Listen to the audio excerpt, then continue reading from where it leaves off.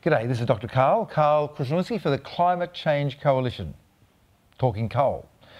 Look, coal made us wealthy, made the wealthy countries that we already are wealthy, and everybody wants a piece of the action. The trouble is that coal has this terrible side effect of throwing carbon dioxide into the atmosphere, and the carbon dioxide levels go up and the world temperature go up and the ice in the Arctic is melting, etc, etc, etc. So we've got to come up with something better. But coal also has unexpected side effects on the environment. Now, one way to get at your coal a couple of 100 metres, 400 metres underground is with a new technique, well, it's not that new, called long wall mining.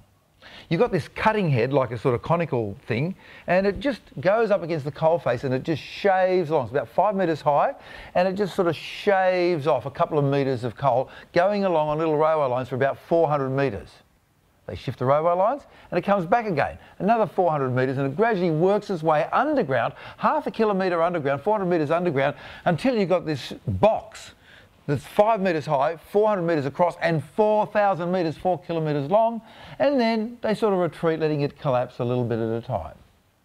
And so 5 metres of collapse, 400 metres underground, works out on the surface to about, average 1.5 metres. And if the whole surface came down by 1.5 metres dead level, well, no worries, kind of.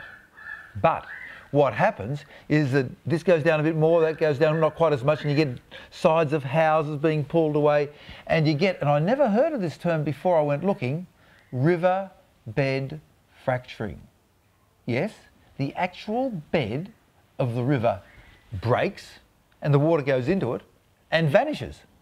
The river is there on Monday, it's not on Tuesday. And when I say fracturing, you can have these crevasses, long crevasses, that you could drop a human down, or shorter, smaller things where you can put your whole fist down, or blocks of sandstone just plunked up like this, like playing cards, and the water goes down and percolates down into the mine and comes back weeks or months later, very acid, low in oxygen, high in nickel, zinc and iron, high in sulfates, very salty, pretty well useless, and in some cases, in some parts of New South Wales, potentially affecting rivers that feed into the main water supplies that people drink.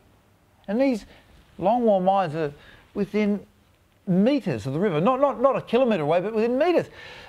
How can we be so stupid to compromise our water supply? Come on, we're short of water. How can we do things that are so stupid?